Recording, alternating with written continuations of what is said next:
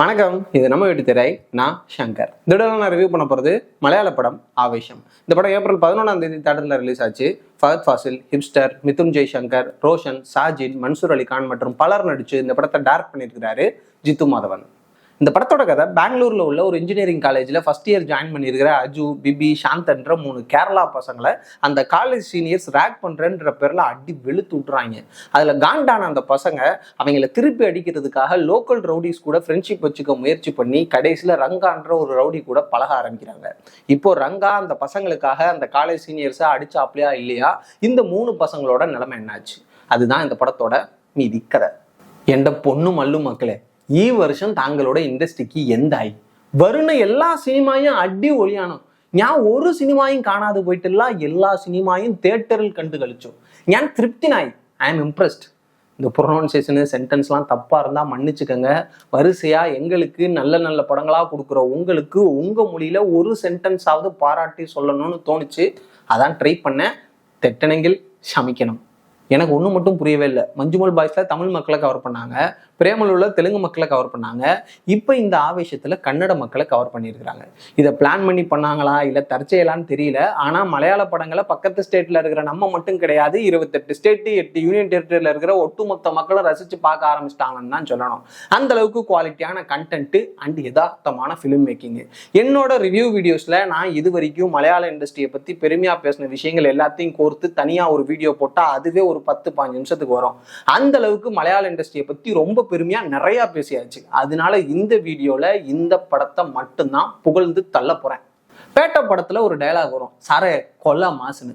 அந்த டயலாக் இந்த படத்துக்கு பக்காவா பொருந்தும். ஆனா நான் அது கூடவே எக்ஸ்ட்ராவா ஒரு 2 வார்த்தையை ஆட் பண்ணிக்கலாம்னு நினைக்கிறேன். சாரே படம் கொல்ல மாசு அண்ட் அடி ஒளி தமாசு. எனக்கு தெரிஞ்சு டைரக்டர் இந்த கதையை பேனால் எழுதல, ஆடியன்ஸோட பல்ஸை பிடிச்சிதான் எழுதிருக்கிறாப்ல. ஏன்னா இந்த ஒரு சின்ன நாட்டை மற்ற டைரக்டர் யாராவது ஹேண்டில் பண்ணியிருந்தாங்கன்னா கண்டிப்பா நம்ம இந்த படத்தை கிரிஞ்சா இருக்குன்னு தான் சொல்லியிருப்போம். அதுவே இப்போ பயங்கர என்டர்டெய்னிங்கா இருக்குன்னு சொல்றோம்னா அதுக்கு காரணம் அந்த கதையை சொன்ன விதம் தான். ஏன் சொல்றேன்னா, இந்த படம் மெயினா கேரி பண்றது என்னதான் ஒரு கேங்ஸ்டருக்கு ஆள் பலம் பணபலம்லாம் இருந்தாலும் அவங்ககிட்ட அன்பு காட்டுறதுக்கு யாரும் இல்லை. அவன் நம்புறவங்களும் அவனை பாயில விட்டுட்டு போயிடுறாங்க, இடையில வரவங்களும் அவனை யூஸ் பண்ணிக்க தான் ட்ரை பண்றாங்க. ஸோ அவனுக்குள்ள இருக்கிற அந்த வலி, வேதனை, ஏமாற்றம், துரோகம் இது எல்லாத்தையும் டைரக்டா சொல்லியிருந்தா ரொம்ப யூஸ்வலாகவும் கிரிஞ்சாவும் இருந்திருக்கும். அதுவே இங்கே அந்த கேங்ஸ்டர் கிட்ட ஒரு 3 பசங்க அவங்க தேவைக்காக பழகுறாங்க. அவங்கள பொறுத்தளவுக்கு அவன் ஒரு கேங்ஸ்டர்னு தோணினாலும் அவன் சண்டை போட்டும் பார்த்தது கிடையாது, அவன் ஆளும் பார்க்க கேங்ஸ்டர் மாதிரி இல்லை. ஆனா இத்தனை பேரை கொண்டிருக்கேன், இத்தனை பேர்த்த அடிச்சிருக்கிறான்னு மற்றவங்க பில்டப் பண்றதை கேட்டு அவன் ஒரு வேளை வாய்ஸ் அவுடாலா இருக்கும் போல அப்படின்னு அந்த பசங்களும் நினைப்பாங்க, நம்மளும் அப்படிதான் நினைப்போம். ஆனா போக போக அவன் வாய்ஸ் அவுடால் கிடையாது, உண்மையிலே அவன் ஒரு பயங்கரமான கேங்ஸ்டர் தான்ன்ற ஃபீல் நமக்கு கிடைக்கும். அதுக்கேற்ற மாதிரி கிளைமேக்ஸ்ல ஒரு வேற லெவல் ஃபைட்டும் இருக்கும். ஒன்று யோசிச்சு பாருங்களேன், இந்த கேரக்டரை ஆரம்பத்துல இருந்தே ரொம்ப கொடூரமான கேங்ஸ்டரா காமிச்சு அவன் என்னென்ன பண்ணியிருக்கிறான்றத மற்றவங்க சொன்னது எல்லாத்தையும் விஷுவலாகவும் காமிச்சிருந்தா கண்டிப்பா படம் ரொம்ப ரெப்பிட்டேட்டிவாகவும் அந்த ஸ்டன் சீக்வன்ஸும் ரொம்ப ஓவரா இருக்கிற மாதிரியும் நமக்கு ஃபீல் ஆயிருக்கும். ஆனா இங்கே டேரக்டர் அதை ரொம்ப பிரில்லியண்டா ஹேண்டில் பண்ணி அந்த பசங்களோட சேர்த்து நம்மளையும் அந்த ஒரு பில்டப் பார்ட்டி தான் நம்ப வச்சு கடைசியில் அந்த ரியல் கேரக்டரோட டிரான்ஸ்ஃபர்மேஷனை நமக்கு ஆச்சரியமா மாற்றி அவனுக்குள்ள இருக்கக்கூடிய பெயினையும் ஃபன்னா காமிச்சு நம்மளை சிரிக்க வச்சு அவனுக்காக ஃபீலும் பண்ண வச்சிருப்பாரு. ஸோ அவுட்லைனா பார்க்கும்போது கதை ரொம்ப பழசுதான், ஆனா அதை சொன்ன விதம் ரொம்ப புதுசு. கண்டிப்பா எல்லாரும் ரோமன்சம் படம் பார்த்துருப்பீங்க, செம்ம என்டர்டெய்னிங்கான படம். அந்த படத்தை டைரக்ட் பண்ணதும் ஜித்து மாதவன் தான். அந்த படத்துக்கும் இந்த படத்துக்கும் ஒரு சில சிமிலாரிட்டிஸ் இருக்கு. அந்த கதையும் பெங்களூர்ல தான் நடக்கும், இந்த கதையும் பெங்களூர்ல தான் நடக்குது. அது தம்மு குடியோட குடுத்தனமா இருக்கிற பேச்சுலர் பசங்களை பத்தின கதை, இது தம்மு குடியோட குடுத்தனமா இருக்கிற ஃபர்ஸ்ட் இயர் காலேஜ் படிக்கிற பசங்களோட கதை. ஸோ 2 படங்களுமே முழுக்க முழுக்க பசங்களை மட்டுமே சுத்தி நடக்கிற கதை. என்ன, அந்த கதையில பசங்க பேய் கிட்ட மாட்டிப்பாங்க, இந்த கதையில பசங்க ரவுடி கிட்ட மாட்டிக்கிறாங்க, அவ்வளவுதான் வித்தியாசம். இன்ஃபேக்ட் எனக்கு தெரிஞ்சு ரோமன்சம்ல செம்பன் வினோத் ஜோஷ் நடிச்ச அந்த சையத் கேரக்டர் மூலமா தான் இப்படி ஒரு ஸ்கிரிப்ட் பண்ணலான்ற ஐடியா டைரக்டருக்கு ஸ்ட்ரைக் ஆயிருக்கும்னு நினைக்கிறேன். ஏன்னா அந்த சையத் கேரக்டரோட ஒரு எக்ஸ்டெண்டட் வெர்ஷன் தான் இந்த ரங்கா கேரக்டர். அதை படம் பார்க்கும்போது நீங்களும் ஃபீல் பண்ணுவீங்க. ஸ்க்ரீன் பிளேவிஸ் 2.5 மணி நேரம் படம் செம்ம என்டர்டெய்னிங்காக இருக்கும். குறிப்பாக ஃபர்ஸ்ட் ஹாஃப் எப்படி போச்சுன்னே தெரியல. அந்த பசங்களோட காலேஜ் லைஃபையும் அவங்களோட பிரச்சனையும் டீட்டெயில்டாக காமிச்சு அதுக்கப்புறம் அவங்க ரங்காவை மீட் பண்ணி அவர் கூட க்ளோஸாக பழக ஆரம்பிச்சு அந்த பசங்களோட நீடை இன்டர்வெல்லே நிறைவேற்றிருப்பாங்க. அதுவே ஃபர்ஸ்ட் ஹாஃப் கூட கம்பேர் பண்ணும்போது செகண்ட் ஹாஃப் கொஞ்சம் லென்த்தியாக ஃபீல் ஆனாலும் போர் அடிக்காது, முழுக்க முழுக்க என்டர்டெய்னிங்காக இருக்கும். இந்த அம்மா சென்டிமெண்ட்டு, துரோகன்னு எல்லாத்தையுமே ரொம்ப ஃபன்னாக கன்வே பண்ணி நமக்கு அந்த எமோஷனையும் கனெக்ட் பண்ணியிருந்தாங்க. ஓவராலாக ஒரு சீரியஸான விஷயத்த பயங்கரமாக சிரிக்க வச்சு சொல்லியிருந்தாங்கன்னு தான் சொல்லணும். இது கண்டிப்பா 200% ஃபஹத் ஃபாசில் ஷோ தான். அதுக்காக மொத்த கிரெடிட்டையும் அவருக்கு மட்டுமே கொடுத்துட முடியாது. அவரை ஒரு ஃப்ரேம்லையும் மாசா காமிச்ச சினிமோட்டோகிராஃபரு, ஈச் அண்ட் எவ்ரி சீன்ஸை மியூசிக் மூலமா பல மடங்கு எலிவேட் பண்ண மியூசிக் டைரக்டரு, அதை எங்கேஜிங்கா எடிட் பண்ண எடிட்டரு, கதைக்கேற்ற மாதிரி கலர்ஃபுல்லா செட்டு போட்ட ஆர்ட் டைரக்டரு, அதுவும் அந்த லாரி ஸ்விம்மிங் ஃபுல்லா அல்டிமேட். முக்கியமா ஃபஹத் ஃபாசிலோட ஒட்டுமொத்த பொட்டன்ஷியலையும் வெளிப்படுத்துற மாதிரி அந்த ரங்கா கேரக்டர் வடிவமைச்சிருந்த டேரக்டர்னு ஹோல் டீமுக்கும் அந்த கிரெடிட் போய் சேரும். நீங்க ஃபஹத் ஃபாசிலோட ஃபேனா இருந்தாலும் சரி இல்லைனாலும் சரி இந்த படம் பார்த்த பிறகு அவரோட ஃபேனா மாறிடுவீங்க. நான் மாதிரியான ஒரு பெர்ஃபார்மன்ஸ் அவருக்குன்னே அந்த கேரக்டரை செதுக்குன மாதிரி இருந்துச்சு.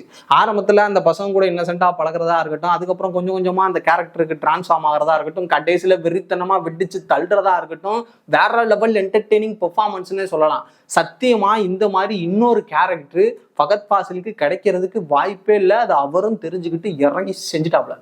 நெக்ஸ்ட் விஷுவல்ஸ் ஆரம்பத்தில் கதைக்கு ஏற்ற மாதிரி ரொம்ப நார்மலாக தான் இருந்துச்சு. ஆனால் போக போக பிரம்மாண்டமாகவும் கலர்ஃபுல்லாகவும் இருக்கும். அதை விஷுவலாகவும் செமையாக காமிச்சிருந்தாங்க. அடுத்து மியூசிக்கை பற்றி சொல்லவே தேவையில்ல. சுஷின் ஷாமு சாங்ஸில் மட்டும் இல்லை பேக்ரவுண்ட் ஸ்கோர்லையும் விளையாடி இருக்கிறாப்புல படம் முழுக்க ஆடியன்ஸை வைபாவே வச்சிருக்கிறாரு. அதுவும் சாங்ஸ் அப்பெல்லாம் ஏதோ கான்சர்ட்டில் இருக்கிற ஃபீல் கிடைக்குது. Next characterization wise Ranga character மட்டும் இல்லை, அந்த 3 பசங்களோட கேரக்டருமே செம்மையா இருக்கும். குறிப்பா ஃபர்ஸ்ட் ஹாஃப்ல அஜு தைரியசாலியாகவும் பிபி பயந்தவனாகவும் இருப்பான். அது செகண்ட் ஹாஃப்ல அப்படியே ஸ்வாப் ஆகும். அந்த டிரான்ஸ்ஃபர்மேஷன்லாம் பார்க்க ரொம்ப யதார்த்தமா இருந்துச்சு.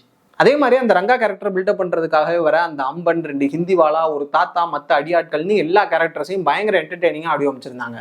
நெக்ஸ்ட் ஆக்டிங் வைஸ் ஃபாஃபாவை பற்றி நிறையா பேசியாச்சு. அதனால மற்ற ஆக்டர்ஸ் ஹிப்ஸ்டர், மிதுன் ஜெய்சங்கர், ரோஷன், சாஜின், மன்சூர் அலிகான்னு படத்தில் நடிச்சிருக்கிற எல்லாரோட பெர்ஃபார்மன்ஸுமே செம்ம என்டர்டெய்னிங்காக இருக்கும். குறிப்பாக அந்த அம்பன் கேரக்டரில் நடிச்சிருக்கிற சாஜினோட பெர்ஃபார்மன்ஸு வேற லெவலு. ஒரு டைலாகையும் பயங்கர எனர்ஜியோட டெலிவரி பண்ணி நம்மளை செம்மையாக என்டர்டெயின் பண்ணியிருப்பாப்ல. மொத்தத்துல படத்தோட வெல்கம் டீசர்லையும் படத்துலையும் ஃபாஃபா ஒரு டைலாக் சொல்லியிருப்பாப்புல, எந்த போன பாப்போம் நாளேன்னு. இது டைலாக் கிடையாது, படம் பார்த்தவங்களோட ஃபீலிங்கு. ஆடியன்ஸுக்கு ஒரு ஷோ முடியும் போதும் அடுத்த ஷோ பார்ப்போம்னு இன்று நாளை மறுநாள்னு படத்தை ரிப்பீட்டடாக பார்க்கணும்னு தோணும். ஸோ ஸ்ட்ரெஸ் இருக்கிறவங்களுக்கும் சரி இல்லாதவங்களுக்கும் சரி இந்த ஆவேசம் அத்தியாவசியம். ஸோ என்ன பொறுத்தளவுக்கு குடும்பத்தோட பார்க்க வேண்டிய ஒரு தரமான என்டர்டெய்னர். தயவுசெய்து யாரும் மிஸ் பண்ணிடாதீங்க. தேட்டருக்கு போய் படத்தை பார்த்து என்ஜாய் பண்ணுங்க. வீடியோஸ் பிடிச்சிருந்தா லைக் பண்ணுங்க, ஷேர் பண்ணுங்க, ஏதாவது கமெண்ட் பாக்ஸ் பண்ணுங்க. முக்கியமாக சப்ஸ்கிரைப் பண்ணுங்க. அப்படியே பெல் ஐகானை தட்டி விட்டீங்கன்னா போட்டு இருக்கும். தொடர்ந்து சப்போர்ட் பண்ணுங்க. நான் உங்களுக்கு நல்ல படங்களா வெப் சீரிஸ் அட்ஜஸ்ட் பண்ண ரிவ்யூ பண்ணேன். நெக்ஸ்ட் வீடியோல பார்ப்போம். நன்றி.